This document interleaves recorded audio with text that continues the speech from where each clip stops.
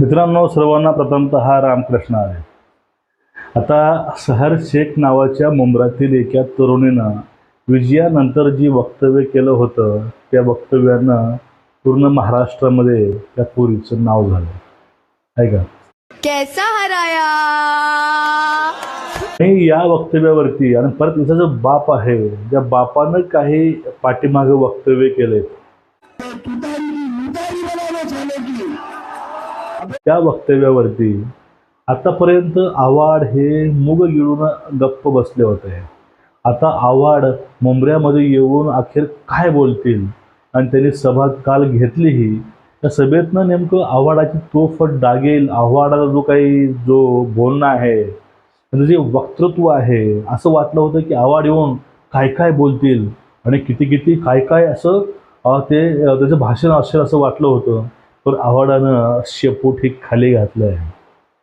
आव्हाड फक्त हिंदूंच्या विरोधामध्ये, RSSच्या विरोधामध्येच फडफड करतात. पण आता ह्या सगळ्या गोष्टी बघितल्या की आम्हालाच लाज वाटते की हिंदू धर्मामध्ये सुद्धा एक हिंदू म्हणून आजही बांडगुळं राजकारण करत आहे. मित्रांनो, सर्वांना एक विनंती आहे, चॅनलला सबस्क्राईब करा, बेल आयकॉन दाबा आणि व्हिडिओ जास्तीत जास्त लोकांपर्यंत शेअर करा. कमेंट करायला मात्र विसरू नका. आता कैसे हराया बोलणाऱ्या सहर शेख आता ह्या पूर्वीच्या एक निष्ठावंत आव्हाडांच्या, पण त्या मुलीनं, ज्या बापानं युनुस शेखनं जे काही भाषण केलं होतं, आता कैसी हरायावर जास्त बोलायचं नाही आपल्याला. पण आपल्याला तुम्हाला खास सांगायचं आहे की युनुस शेखनं काय बोललं होतं. जे झुटा जितेंद्र छक्का ते असं केला होता. आणि तुतारीची मुतारी म्हणजे फक्त ते आव्हाडापुरतं मर्यादित नव्हतं. ते कुठंतरी राष्ट्रवादी शरदचंद्र पवार साहेब यांच्याशी निगडीत ते वाक्य होतं. कारण तुतारी ही राष्ट्रवादी शरद पवार साहेबांच्या पक्षाचं चिन्ह आहे, पार्टीचं चिन्ह आहे. ह्या सगळ्या गोष्टी बघितल्या आणि आता आव्हाड येऊन त्याचा समाचार घेतील असं खास करून मला तरी वाटलं होतं. मला असं वाटलं होतं की आव्हाड, हे सगळे लोक म्हणतात की हा लबाड लांडगा आहे, आव्हाड हा दुतोंडी आहे, आव्हाड हा एक असा साप आहे, तो साप आपण त्याला अस्तिनातील साप असं म्हणू शकतो. पण नेमकं त्या भाषणामध्ये आव्हाड बोलले काय, आव्हाडाचं काय म्हणणं, ते बोलले होते की पुरा मुंब्रा ग्रीन करेंगे. परत जलील म्हणले पूर्ण महाराष्ट्र आम्ही हिरवा करू. यावरती आव्हाड म्हणतात, हा देश, हे राज्य, हे शहर, हे तिरंगा आहे, तिरंगार आहे. तिरंग्याचा मान कोण किती राखतो हे महाराष्ट्राला तुम्ही सांगायची गरज नाही. तिरंगा फक्त हिंदू आणि फक्त जे काही सनातनी आहेत तेच लोक मानतात. हे बाकी लोक हे ध्वजही रंगामध्ये वाटतात. आणि आव्हाडाला तोंड द्यायचे नसते असं बाकीच्यांना वाटतं हिंदूमधल्यानं, की बाबा हा एक फालतू व्यक्ती आहे, हा व्यक्ती कॅरेक्टरलेस व्यक्ती आहे, ह्या व्यक्तीला काहीही देणं नाही, हा कधी रामाला काय म्हणतो, कोणाला काय बोलतो. पण या ठिकाणी तो काय म्हणतो की आव्हाड काय म्हणतात की जे काही बोललं त्या सहरनं किंवा युनिसनं, हे एक आव्हान आहे. तसल्या आव्हानाला आपल्याला तोंड द्यायचं नसतं. जर या ठिकाणी जर कुणी एखाद्या हिंदू नेत्यानं किंवा एखाद्या कार्यकर्त्यांना बोललं असतं तर आव्हाडानं आतापर्यंत हौदोस गाठला असता पूर्ण मीडियावरती, सोशल मीडियावरती. आणि आव्हाड नाही ते बोलले असते. आव्हाड बोललेही.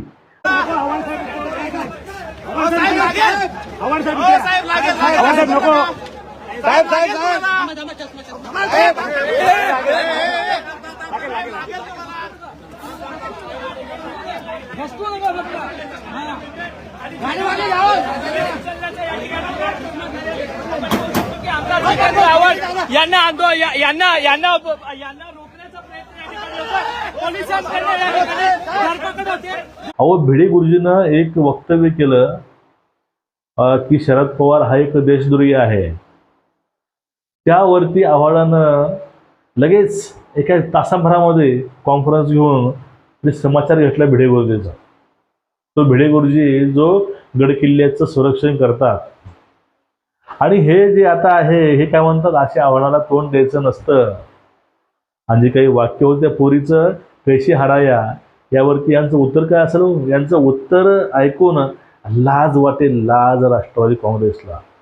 तुतारीची मुतारीमध्ये जाऊन वाजवायचं कामं आता आवडाला करावं लागतील का हा प्रश्न पडतो. चॉकलेट खाया असं माझी ही मुलगी म्हणते. इथंपर्यंत हा व्यक्ती हा अपमान सगळा सहन करतो मित्रांनो. आता यामध्ये त्याने परत भाषणावर सांगितलं की मुंब्रा कसा चांगला आहे. मुंब्र्यामध्ये जे आहे ते सगळं संत, सगळे समाजसुधारक, सगळे देशप्रेमीच आहेत. त्यामध्ये कुणीही गुन्हेगार नाही. आतापर्यंत मुंब्र्याला टार्गेट करून त्या राजकारण्यांनी हे मुंब्र्यातील तरुणाला अटक करायचा प्रयत्न केला. सायंटिस्टच्या हत्येमध्ये, कुठल्या हत्येमध्ये, कुठले हत्या, चोरी, दरोडेखोरी, दहशतवादी, ह्या सगळ्या कार्यवाहीमध्ये आमच्या मुंब्र्यातील तरुणांना हे अटक केलं होतं. आता महाराष्ट्रामध्ये फक्त मुंब्राच हा मुस्लिम भूवर्ग नाही, अनेक आहेत. पण ते म्हणतात की मुंब्राच नेहमी टार्गेट व्हायचा. पण मी आल्यापासून माझी बाजू मांडली आणि मी ह्या सगळ्यांना तोंड देत गेलो. आणि आज मुंबईची प्रगतीने अशी केली आहे की मुंब्राचं जे काही स्टेशन आहे हे स्टेशन पूर्ण महाराष्ट्रामध्ये नंबर 1चं आहे. आणि ते असं म्हणतात की मुंब्र्यामध्ये गुन्हेगारी काहीच नाही, फक्त मुंब्रा हा बदनाम होतोय, हे ते असं बोलतात.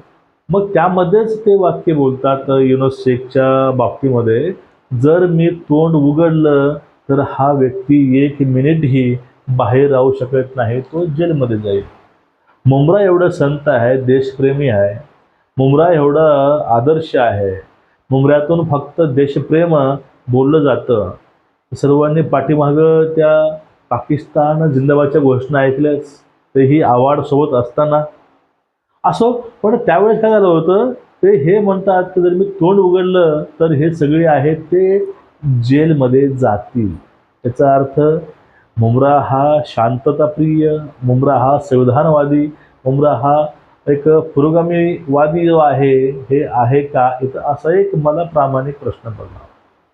अहो, तुतारीची मुतारी आणि एवढ्या गोष्टी बोलणाऱ्या माणसाविषयी हा जितेंद्र आव्हाड काहीच नाही बोलत. पण मला या ठिकाणी एक प्रश्न तुम्हाला विचारायचा आहे. अहो, अनंत कर्मुशेन नेमकं चूक काय केली होती की या हरामखोरांच्या घरामध्ये घेऊन त्याला बेदम मारहाण केली होती? ह्या अनंत कर्मुशे आहेत ना, त्यांची हाय या आव्हाडाला लागले. आणि एक असा काळ येईल, आव्हाड असाच दारोदार भटकत फिरेल. ही मित्रांनो हाय आहे दोनची. आणि त्यामध्ये जे काही यांची मोहब्बतची दुकान आहे, ही मोहब्बतची दुकान एवढी असं फळफळली, एवढी फुडली. कारण त्या विषयावरती बघा, त्या युनूस शेख, त्या कैसी हराया सहर शेख, हे पूर्ण महाराष्ट्रामध्ये ह्यांचं वक्तव्य पोचले. आणि ते वक्तव्य असे होते, ते वक्तव्य त्यांनी असं बोलले की ते वक्तव्य ऐकून ह्या आव्हाडाला चाळणीमध्ये पाणी घेऊन त्याला मरावं, ते असे वक्तव्य होते. पण यावरती हा व्यक्ती काहीच नाही बोलत. मोहब्बतची दुकान हे उघडून आणि हे खोडून बसला. पण त्याहून महत्त्वाचं काय माहिती आहे का, हे सगळं प्रकरण झालं यावरती यानं कुठल्याही गोष्टी नाही बोलल्या. ठीक आहे, चालतं, ठीक आहे, ते आहे, तिथं राहतात, याला याची भीती आहे, याला लोक हाणतील, याला मारतील. पण या पुढली गोष्ट कुठली आहे माहिती आहे का, ज्या वेळेस हा व्यक्ती ही गोष्ट बोलतो, एखाद्या गोष्टीवरनं, एखाद्या लेखावरून तुम्ही अनंत कर्मचारी तुम्ही जी अवस्था करताय, पण या ठिकाणी एवढं होऊन सुद्धा ते बोलणारे पण आपलेच आहेत, ते लोकाचे नाहीत. त्यांना आपण समजावून सांगू इथपर्यंत हे लोक बोलतात, त्यावेळेस आपल्याला लाज वाटते. ते म्हणतात ना, शरद पवारांचा पक्ष हे सेक्युलरवाद, यांनी विचार करावा, अजून वेळ नाही गेली. हे लोक जे आहेत हे लोक कुणाचेच नाहीत. आणि आव्हाडाच्या जे काय मोहब्बतची दुकान आहे, यामध्ये नेमकी त्यांची मोहब्बत कशी पसरवतात, तुम्ही हा पण व्हिडिओ बघून घ्या. सब लोग को मिलेगा। अरे पाकिस्तान जिंदाबाद, पाकिस्तान जिंदाबाद, जिंदाबाद। मित्रांनो, तुम्हाला कळलं असेल की हा आव्हाड नावाचा झहरीला साप मीडियासमोर आला, पण नेमकं बालिश वक्तव्य करून गेला आणि स्वतःलाच एक्सपोज करून गेला की आम्हाला फक्त विरोध हा हिंदूंचा करायचा आहे, आम्हाला विरोध हा सनातन धर्माचा करायचा आहे, आम्हाला विरोध फक्त हा RSSचा करायचा आहे. आम्हाला विरोध हा फक्त भाजपचा करायचा आहे. बाकी आमची जी काही मोहब्बतची दुकान आहे हे असंच चालू राहील. तुमचं यावरती मत काय आहे नक्कीच भरभरून व्यक्त व्हा. व्हिडिओ शेअर करा. कारण प्रश्न आहे.